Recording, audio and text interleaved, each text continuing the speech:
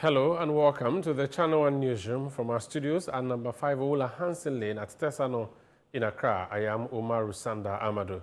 Coming up, 9-year-old girl critically injured after sister allegedly pours hot water and inflicts knife wounds on her in Kumasi. She pour hot water and use the knife to cut her hand. Yeah. Making her for. She says she's always beating her every time. She always beating her, not the first, not the second time. Nigerian fugitive arrested in the eastern region of alleged killing of a federal road safety corps officer and the daughter. The suspect was hiding in his friend's house at Akwetia, quickly deployed an intelligence-led operations to arrest the suspect in his hideout at Achimwenchi. Also, Wenchiki communities appeals for new school building after a decade without classrooms. We have two major structures that were ripping off since 2016, and nobody has come to our aid to roof it. So we plead on GES through to Education Ministry to come to our aid. We have two. And later, we'll also bring you a report highlighting the increase in cases of stigmatization against persons with little stature. A little child will see you and then will be screaming. I mean, the child will be screaming like, I have no idea what the child has seen. So sometimes you see me doing this. Okay, then I question. You know, meanwhile, that child is screaming because of me. And it's so embarrassing. So it has made my movements very limited.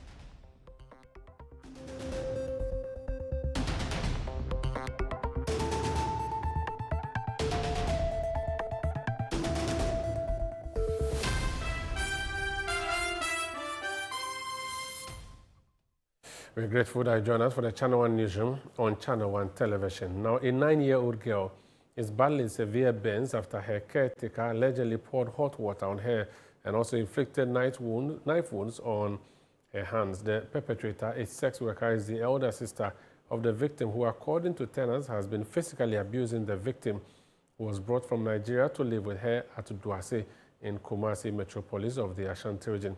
Channel 1 News' bureau chief for the Middle Belt is Hafiz Tijani, and he has this report. The suspect, Beauty Nnakwe, allegedly poured boiling water on the victim, Ruth Wisdom, after assaulting her and inflicting knife wounds on her hand for defecating in the room. The suspect usually locks up the victim, who is her younger sister and her biological child, in the room and leaves for her sex working job every night and returns the next morning. The said room has no place of convenience, and she and the children will usually depend on a public toilet in the community. The victim, who could not control herself, will usually defecate in a poly bag in the room, but the suspect, who is uncomfortable with this, will subject the victim to severe beatings and molestation. She says because that she shit at home. So that is why she did that.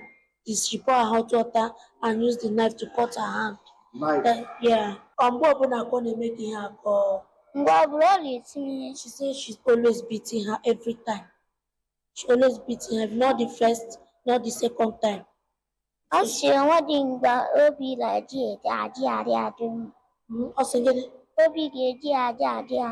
said that not every time her mind is with her. Anytime she sees her, not every time her mind is with her. That is why she always beats her like this. That's what she said. Saturday's development drew the attention of co-tenants and other community members who came to the rescue of the little girl and rushed her to the hospital. This is somebody's child. Like, it's not an animal, it's a human. Why would you do this? Somehow, they took her to the police station. Then a man told me I should take the girl to the hospital. I was like, yes, I will definitely take her to the hospital, but not without a police report. And he was like, okay. He went in, talked to the police officers, and they gave a police report. of which we went to KNC police station. So when I went close and I saw it, I started crying because she's too small for this torture. Even if not for her age, even if it is an adult, no human deserves to go through such torment. Medical officers at the Menchia District Hospital who treated the victim said they saw traces of bruises which they suspect the victim has long suffered abuse. Although the victim has been discharged, she complained of going through severe pains and narrated how the abuser has been molesting her. The suspect was picked up by police at the Kenyasi District Command but was granted bail later on Saturday. According to police sources, the suspect was granted bail to enable her attend the hospital after she suffered injuries after some community members allegedly beat her before handing her over to the police. The victim is, however, in the custody of some of the community members who are helping to treat the wounds. Now, doctors here at the Menchia Hospital have discharged Little Roots, but she is in pain. Community members who mobilized to bring her to this place are appealing to the government to intervene to ensure the perpetrator of this act is punished. Hafiz Tijani, Channel 1 News, Menchia Hospital, Ashanti Region. Now, the Eastern South Regional Police Command has confirmed the arrest of 26-year-old Nigerian national Victor Benjamin Fejemirokum, who is wanted for allegedly abducting and murdering. Benjamin Fejemirokum is the prime suspect in the killing of a female Federal Road Safety Corps officer and her daughter in Ogun State in Nigeria. Acting on intelligence, police had tracked and arrested him at Achimwenchi. Eastern Regional Police Commander DCOP George Ohinibwedi says Ghanaian and Nigerian authorities are now working together to return the suspect to Nigeria to face prosecution. Eastern South Regional Police Command, on receipt of the information that the suspect was hiding in his friend's house at Akwetia, quickly deployed an intelligence-led operations to arrest the suspect in his hideout at Achimwenchi in the Eastern region. The suspect is currently in police custody as frantic efforts are underway to hand him over to the Nigerian authorities. Further updates will be communicated, please. On this note, we are entreating the public as a matter of urgency to inform the police about any suspicious movement of any person or group of persons in their communities to prevent crime. We assure the public of sustained operations to deal with any criminal activities in the jurisdiction.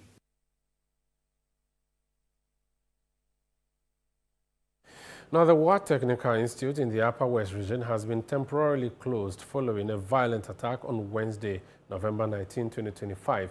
The unrest resulted in severe damage to school property, including administration offices and school buses. Saka Adams is the principal of the War Technical Institute and acting regional director of the Ghana TVET. He's joined us on the line to speak to on this particular matter. Mr. Saka, you're welcome to Channel 1 Newsroom. Thank you very much, Mr. Moro. Now, what caused Wednesday's scenes on your campus? Thank you, Mr. Moro. Let me say thank you to your listeners and viewers, especially my Director General Ghana Affairs Service, Dr. Azuro. In fact, it was on Wednesday in the evening when I was even in Kumasi for an official assignment. I had a call from my senior housemaster around 11 o'clock p.m. Anytime he called me around that time, either a student is not feeling well and they wanted a means to transport the student to hospital. But when I picked the call, he said the school was on fire, that the students are demonstrating. But not the students at Sage. He said after the Wednesday evening classes, which we call preps, the students were returning to the dormitory to sleep. Then some assailants scaled the wall and attacked the boys' dormitory. I don't know where they got, whether they were holding cutlasses, They were hooping the cutlass with the student boys. All of them were running for their safety. Then they asked them, those who will not join them to do the demonstration, they will beat them. So some of them, out of fear, joined them. Then they started vandalizing properties of the school. As you indicated, they went to the kitchen, vandalized the kitchen. They came to the school administration block. Their glass doors and windows. They vandalized some of them. Then we have two buses just in front of the admin block. They vandalized they screamed. They went to the auto department and vandalized people who came to repair their cars there. I think this is what actually transpired on the Wednesday night when I was not there. So these boys who scaled the wall and entered the school, they are not from your school, you say? They are not from our school. But they encouraged students to join them to vandalize school property? Yeah, according to the story, when I went back to what they told me, it was a link between some students and then the outsiders. Do you know what may have caused this? Was there an underlying issue? Well, what I was told, temporarily the MC have put in a committee to investigate. When I came, some of the committee member was briefing me that it was one of my students who brought in an iPhone, that iPhone 13. Then the school cadet commander sees the iPhone 13. So these students have to bring in outsiders to come and help him, take away the seized iPhone 13 phone. Talk to us about this shutdown of the school. How long is it going to last for, and what does it mean in practice? The shutdown was in line with the students were still living in fears because nobody has been arrested. The students, they thought that those people will have to come back again. So I make a call to the MC. The MC said you also have to talk to the regional minister. Yesterday, fortunately, there was a graduation ceremony at UBEST. So the minister has delegated his deputy, Dr. Clement Apak, to represent him. So when he came, the MCA briefed the minister. So he had to rush back to the school. We were in a very caucus meeting with the regional commander. I pleaded to the minister. So the minister, in consultation with the regional commander of police, said that it is good for us to give them 1 week break so that they will go and come back with a fresh mind. So the minister granted the 1 week. So this morning we asked them to go to their houses and report back on Sunday, 5 o'clock p.m. Is your school a boys' school or is it a mixed school? It's a mixed school. But the attacks were by the male students only? They even went ahead to the girls' dormitory. So at that time, any girls that were outside, they whipped them. Wow. And so you are saying that the police have not arrested anybody. The students, at least, the one who had the phone, has that student been questioned or arrested as yet? Yeah, what happened is that, they have nicknames. The police too said they cannot do that until they get a details of the students. In the school, we have their files. Once they get the file, the name of the guardians and what have you, from there, they were able to track this particular student. So the committee have extracted. Because some of the students have identified some of their colleagues who were there. So we picked those names, went into our files, extract their details, and hand over them to the police. So currently the police are investigating the matter. Okay. And I'm sure in the few days coming, they may make some arrests. Your school is walled, I presume, with a gate, but that notwithstanding, the outsiders or the intruders still came in. What are you going to do to prevent such an occurrence in the future? And what's your plan with dealing with security generally on campus? Yeah, Mr. Moro, if you go to the second circle institutions, we have some security men there, but they are not skilled security men. Those people who just come holding hands. So when this thing happens, they have no way. They can't do anything. So at the meeting with the regional So the Minister of Education, Deputy Minister of Education, I appeal to the regional commander that we needed a temporary police post in the school. So the minister supported me in that call. And then the commander assured me that very soon they will erect a temporary police at the school. Thank you so much, Mr. Saka. Thank you, Mr. Mora. I'm very grateful. Mr. Saka Adams is director of the UWA school, the Upper East UWA Technical School in the Upper West region. And you heard him mention that the Deputy Minister for Education, Dr. Clement Apak, came to the campus. Let's hear what he told the school authorities, the officials, and parents. We expect the investigation to unravel what has caused this. But let me sound a warning that as a government, as a ministry, we will not tolerate misconduct, insubordination, and the destruction of public property from anyone. Governments over the years, and this government has made it a point to try and improve teaching and learning conditions by providing infrastructure. So when infrastructure is being destroyed and the little resources available are being destroyed, it increases the burden of government and also negatively impacts teaching and learning. So we are very determined to work as a ministry with the law enforcement agencies to ensure that the perpetrators of these cowardly acts are identified and brought to book. Now, Ghana Senior High School, Ghana School, has become the second cycle school, second secondary school in the country and the first in northern Ghana to receive a fully equipped smart classroom system to enhance teaching and learning. Commissioned by the President during the school's 60th anniversary celebration, the Carton 360 Smart Classroom block features 10 units furnished with 500 tablets, giving students expanded access to e-learning tools and digital instructional resources. Our Northern Bureau Chief is Shawana Yusuf. She was at the ceremony for us. Explaining how the new facility operates, Lawrence Honovo, General Manager of KA Technologies, the contractors for the Carton Smart Classrooms, said that in addition to the 500 tablets installed in the Carton 360 Smart Classroom block, every student of Ghana Senior High School has also received personal tablet. Ghana Senior High School in Northern Region, every student in this school has been provided with tablets.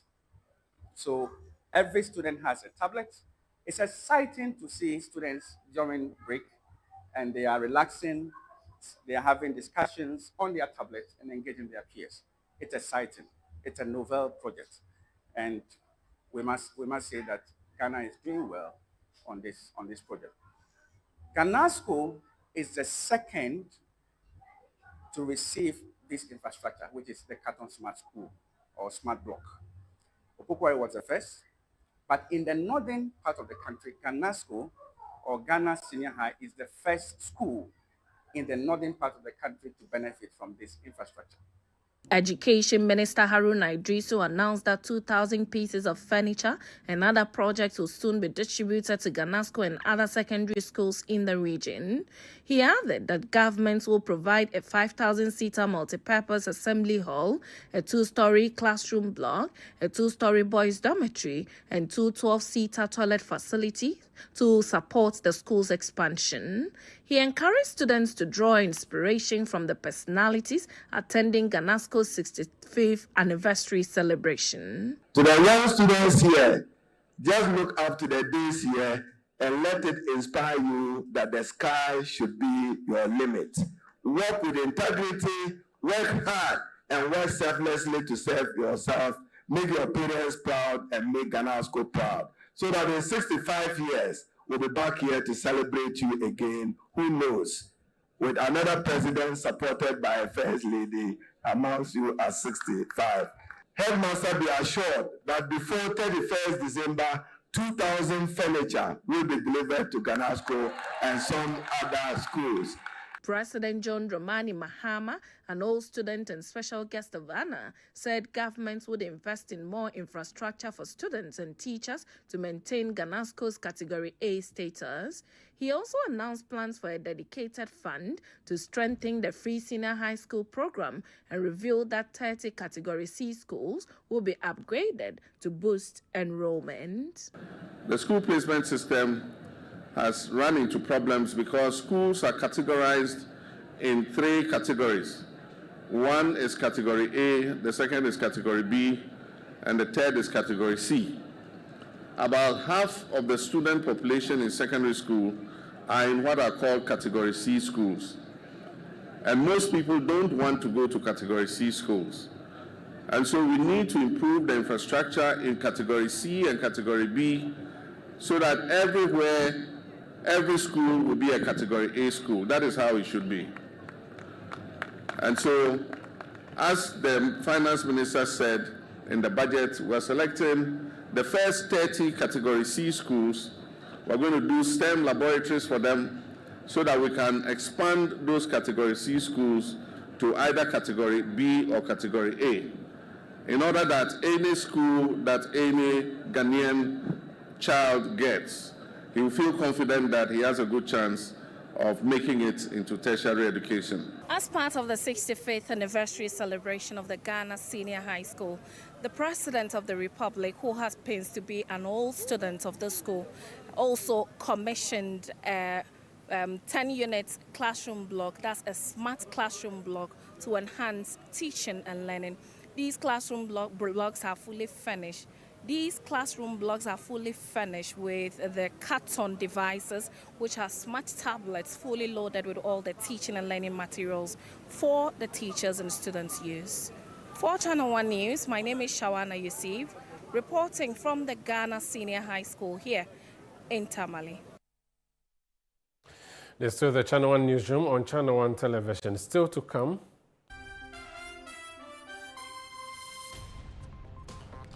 when Chiki Community appeals for new school buildings after a decade without classrooms.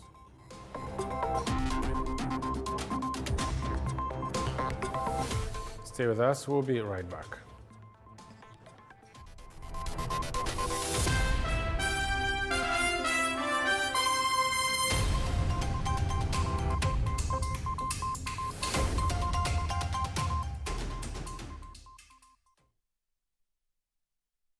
Hey Ghana, so you people know Miss Brother Man Small. If you knew, it's your boy. Kill them all, kill them all. But this time, I'm not only killing mosquitoes, I am killing the greats. See? This wouldn't have been possible if I didn't have the perfect mosquito-free atmosphere. Thank you, Out Insecticide. And yeah, Out Mosquito Coil. For a mosquito-free atmosphere, trust Out to... You are not serious. Out Insecticide. So ya boa, faha. Rooted in heritage. Shaped by ambition. Defined by style. Inspired by soul. This is Afro Quality, the first multi-country concept store for African brands. Now in Nairobi, Kigali, and Accra.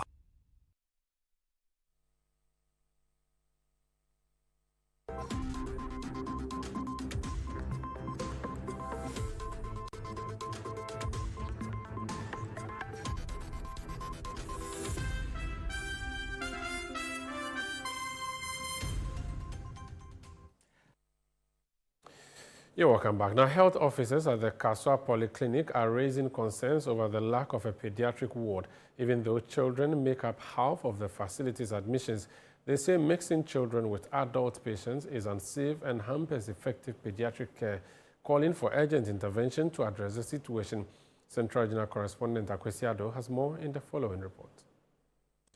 The Kaswa Polyclinic serves more than 300,000 residents in the Otusenya East municipality and receives patients from Otusenya West, Gomua East, and Ga South. It is also a major referral point for motor accident victims.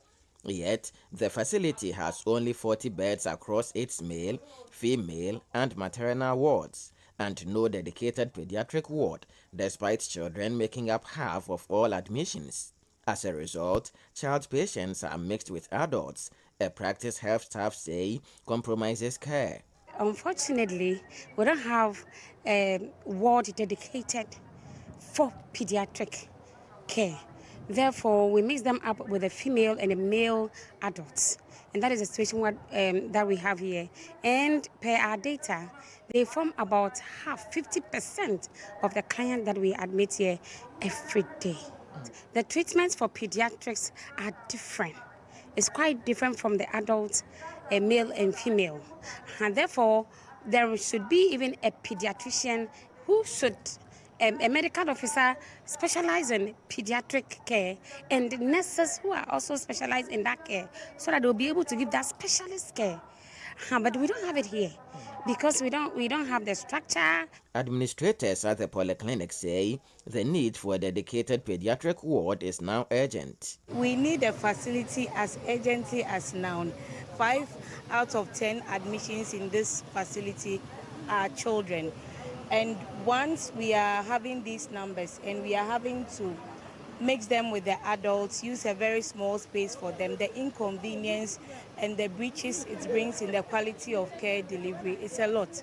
So once this project is done, it's really going to make a difference. We are going to have a safe space to manage our children. We can even admit more children, and then we can be able to save more lives. Autusenya East Municipal Health Director Dr. Stanley Yeidu says the municipality's two major public facilities, the polyclinic and the Mother and Child Hospital, have a combined capacity of under 100. While the polyclinic lacks a pediatric ward, the Mother and Child Hospital has only 10 pediatric beds, making expansion crucial. We don't have a dedicated pediatric ward for the kids. And even when you go to Mother and Child, on a very busy day, the pediatric ward there is not able to hold the numbers that come. And so that is why this project is very important. How can you have a municipality as big as this and you don't have more than 15-bed capacity pediatric ward? It's an error. And so this construction of a 30-bed capacity pediatric ward is a very big step to make sure that we provide the service, the quality of care that our children need. In Mother and Child, we have a neonatal intensive care unit. It's a very small space. If you go and see, it's a very, very small space. And I'm hoping that apart from this children's block, going forward, we'll have a dedicated neonatal intensive care unit also at Casa Polyclinic. Because sometimes when the children are born, in the first 28 days, some of them have challenges, and we need a dedicated place to be able to take care of them. Traditional leaders are also calling on government for immediate intervention. Private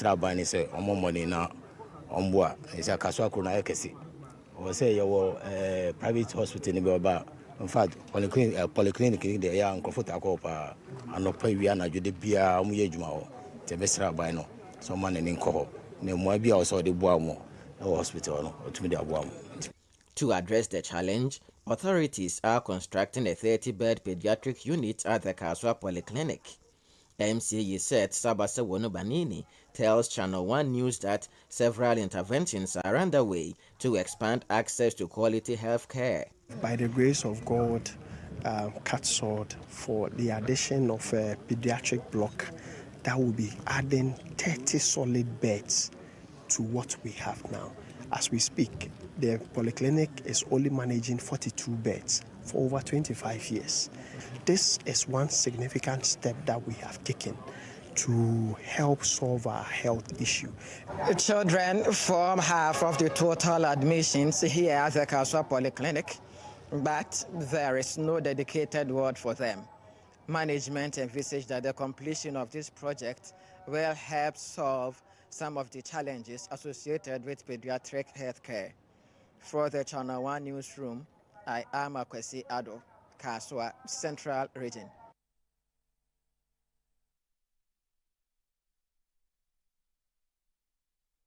Now, the chief and residents of Wenchiki in the Cherponi district of the Northern Region are appealing for a proper school structure as pupils currently study under trees and in the open with lessons disrupted by changes in the weather.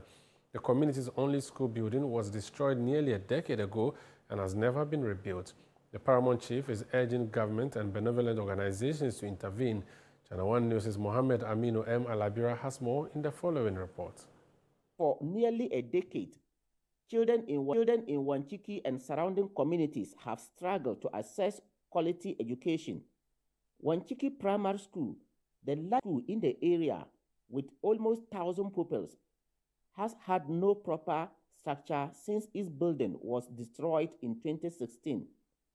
Classes are held under trees, often disrupted by rain, strong winds, or harsh sunlight. With the dry season approaching and trees losing their shade, learning has become even more difficult. We have two major structures that were ripping off since 2016, and nobody has come to our aid to roof it. So we plead on GES through to Education Ministry to come to our aid. In the classroom that we have a population more than 600. We don't have infrastructure. We have 6 classrooms and we don't have KG, where KGs will be. So we combine KG1 and KG2 in the school. Appealing to Ghana Education Service to come to our aid. We have both GSS and primary school. But when you go to the primary school, about 3 classrooms were roofed since 2016 with the teachers' quarters. Since from there, it has become a problem.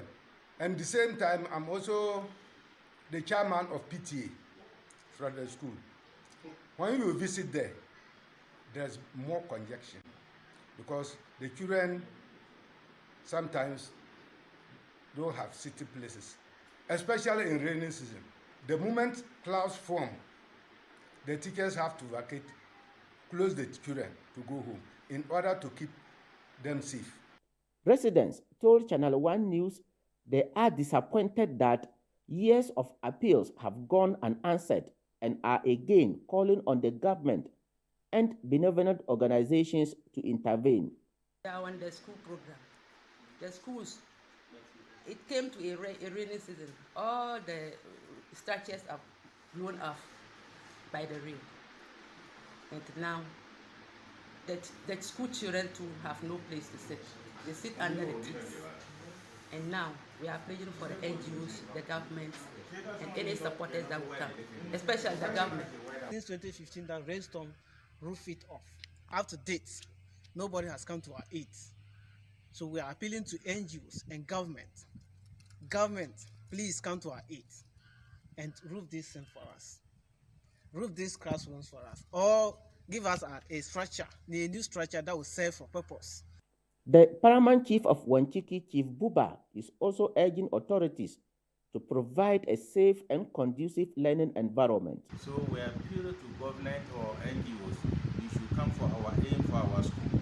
But if you go to Wenchiki Primary, students more than 600, about 100 of them in one classroom, where it's no good. So it's not up to 100, it's more than 100. It's not good for that. So we appeal to government, either you come and go through the old one for us, or they come and build the new one for us. Now, the Greater Accra Poultry Farmers Association is raising concerns over growing foreign activity in the sector, describing it as a major driver of the egg glut affecting producers across the region. The development is beginning to impact worker remuneration while pushing some local investments to the brink.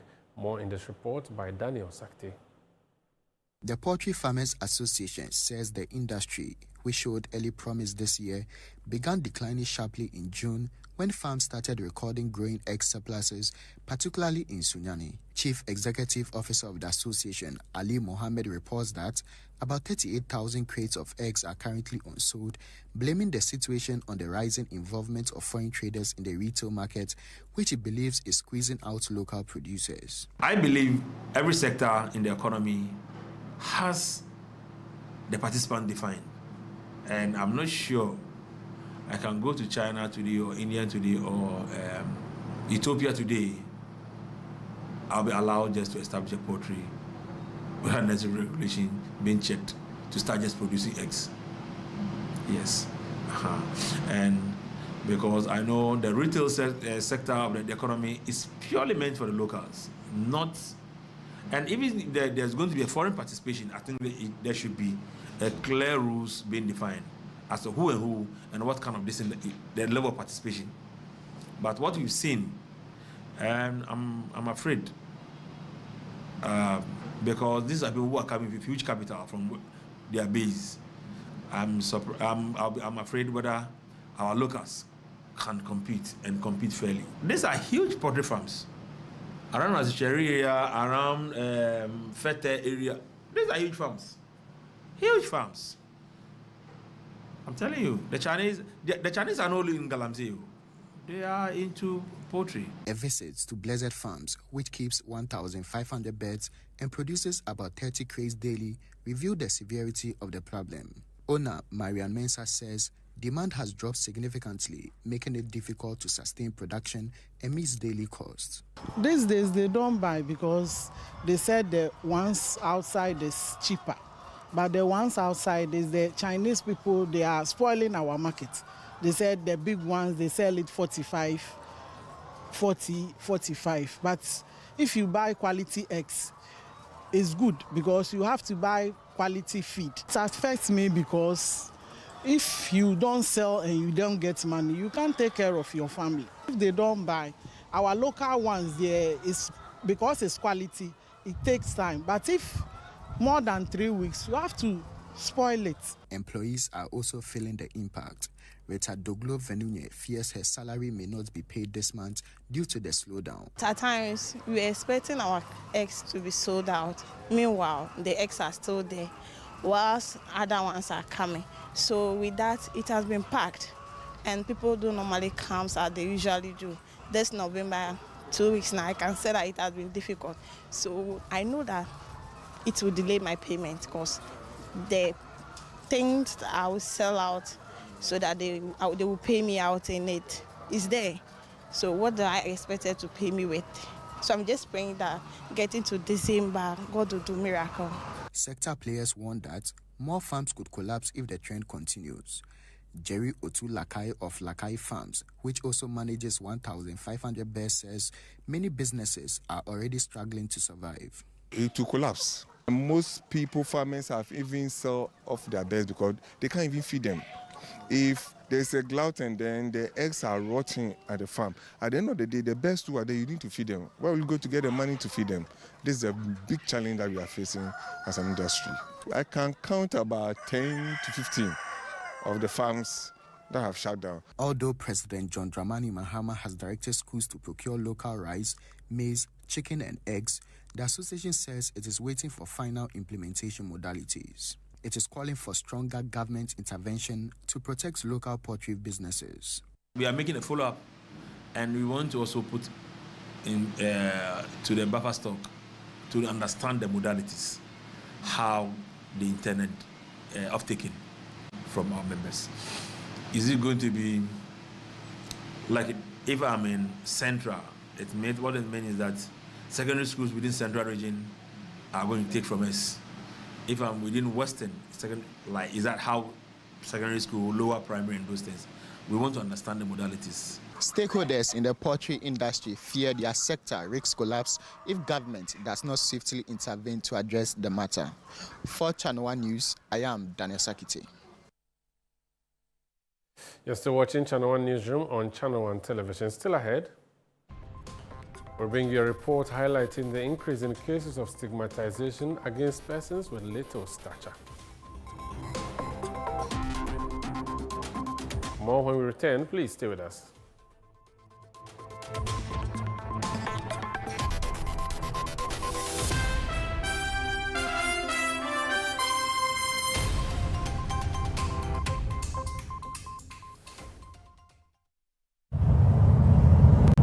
Rooted in heritage.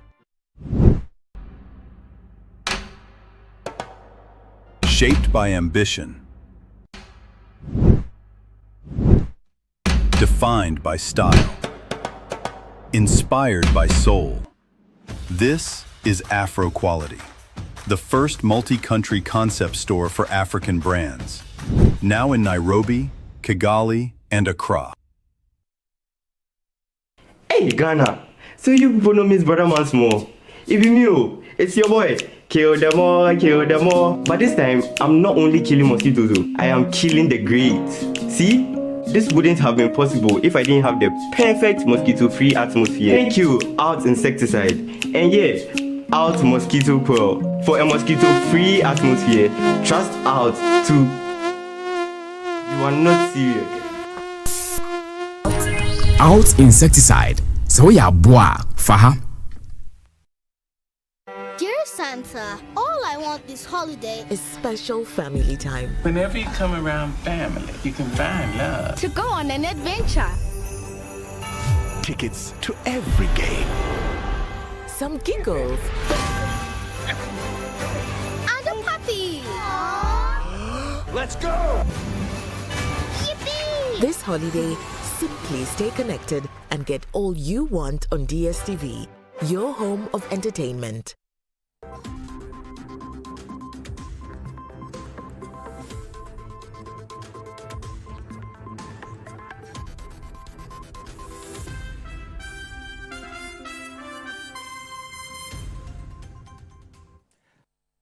You're welcome back. Now, every day they move through our streets and public spaces, yet their struggles often go unnoticed. For little persons in Ghana, living with dwarfism, it means pursuing their ambitions within a society still slow to embrace full inclusion. In the following report, Channel 1 News' Melody Fafakpotufe explores their daily realities, their resilience, the challenges they face, and their call for a more inclusive and supportive society. You see them on the streets, in your office spaces, and in your schools. How do you call them?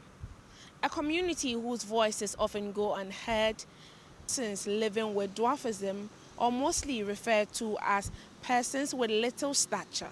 Medical experts describe dwarfism as a condition of unusually short stature, often caused by genetic or medical factors such as achondroplasia. Today, we sit with members of their community to understand their daily lives, their daily struggles, and the discrimination faced in society. This is Madam Sophie Echampon, a civil servant in her late 40s, a wife and mother living with dwarfism. Her experiences growing up inspired her to build a support system for others, leading to the formation of the Association of Persons with Little Stature. I grew up in a middle class family. Well, yes, let me say so. So I had one of the elite schools to attend, whereby it was not allowed for students to make mockery of other different students.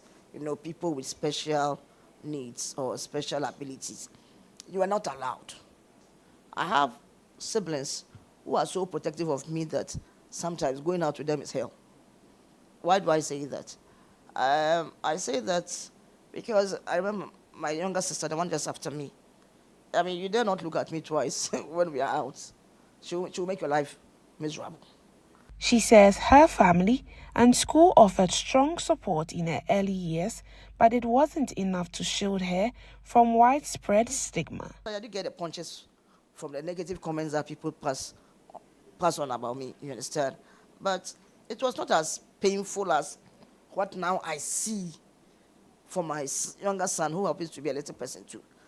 because I can't protect him like I was protected by my mom. Winfred Kwame Ntumi, secretary of the association, shares similar childhood experiences. My brothers did very well. They tried to encourage me.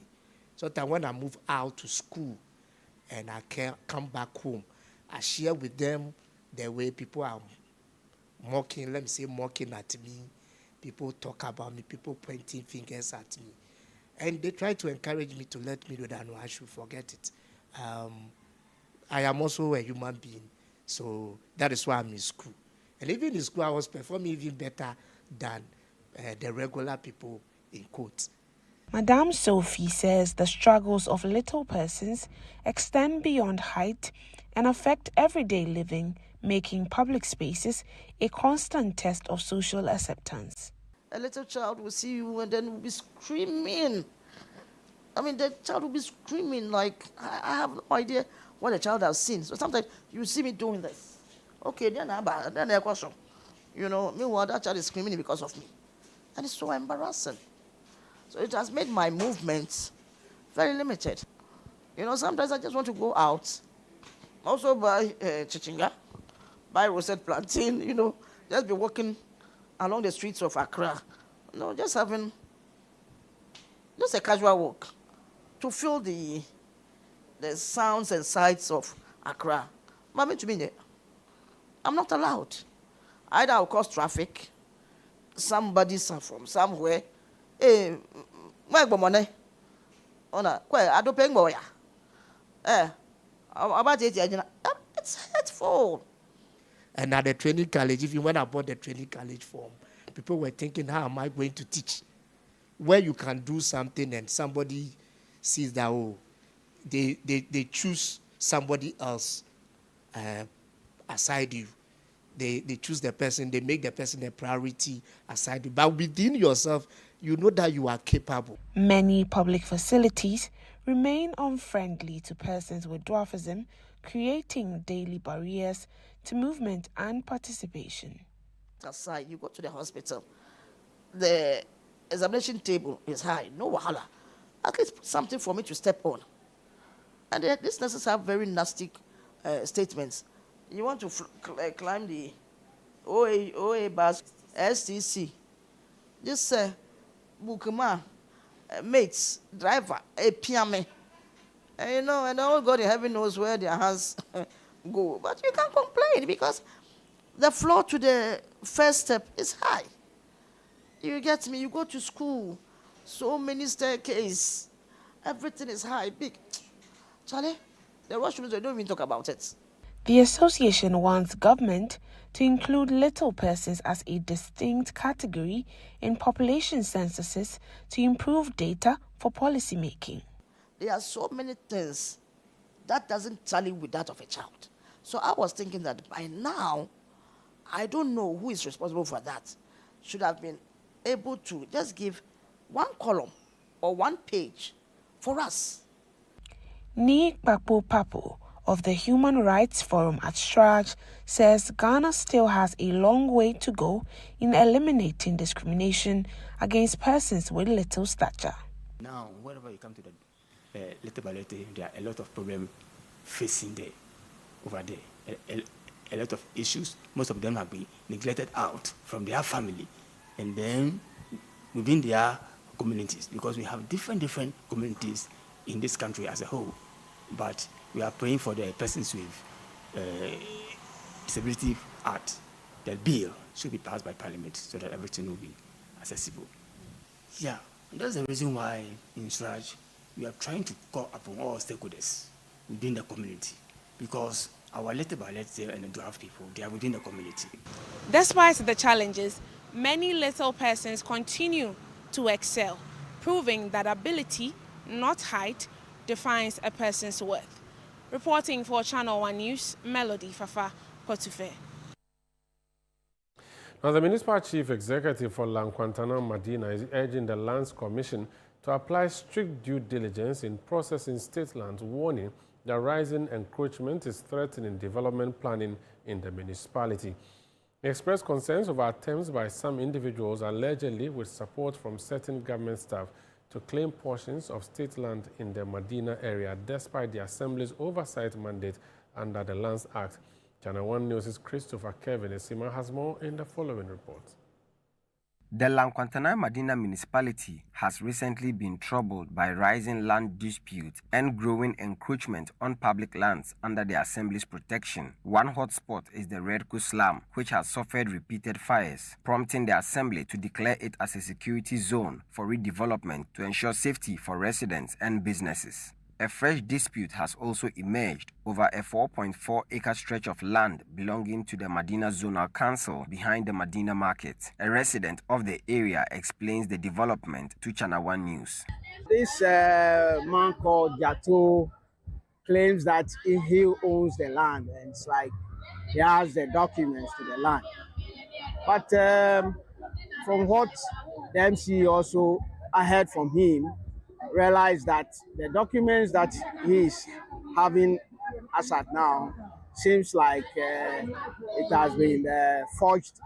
It's a forged document, okay, and it also belongs to the government. So I don't know how come he came by this land that he claims that the land belongs to him. The presiding member for the Lankwantana Medina Municipal Assembly says Assembly members fully support efforts to reclaim vested state lands and warn individuals against attempting to annex government property as litigation continues over additional parcels. I think as an assembly we've been doing so well so far on encroached lands belonging to government. I think in the recent past there were some cases in court. Yesterday there was a judgment for one of the cases, which the assembly was pronounced the winner of that particular case. Now, this goes to show that indeed the fight by the assembly is in the right direction. He stressed that successful government projects rely on protected state lands, backed by executive instruments to ensure taxpayers' funds are used for developments that benefit the community. You cannot arrogate to yourself lands that are meant for public use, for private use. No. So let's desist from this. And we are going to give all the support that we can to the assembly to ensure that the needful is done. We go through the rigorous process, any other process that we have to go through to ensure that, yes, what belongs to the public is taken for the public and is used for the public. The DACF that we have, there are guidelines from DACF Secretariat that says that this portion should go to development of a market, this should be done for a school, this should go for a clinic and stuff. Now, where do we get the lands to do all these things? It is government lands that you must go for in order to be able to do all these things. The Adentan High Court has ruled in favor of the Assembly, affirming its lawful ownership over the state land captured under EI 21 and dismissing all counterclaims, reinforcing the Assembly's mandate to protect public lands. According to the MC for Medina, the Assembly is taking all necessary legal steps to secure the land and insists that strict scrutiny is needed whenever the applications involve state property. He says investigations are ongoing and remains confident the state's interests will be upheld. I don't know who gave them this kind of momentum to be having that kind of boldness to go in for a state land that does not belong to you.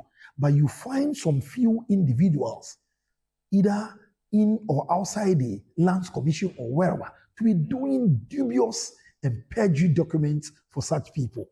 And it is very, very worrying.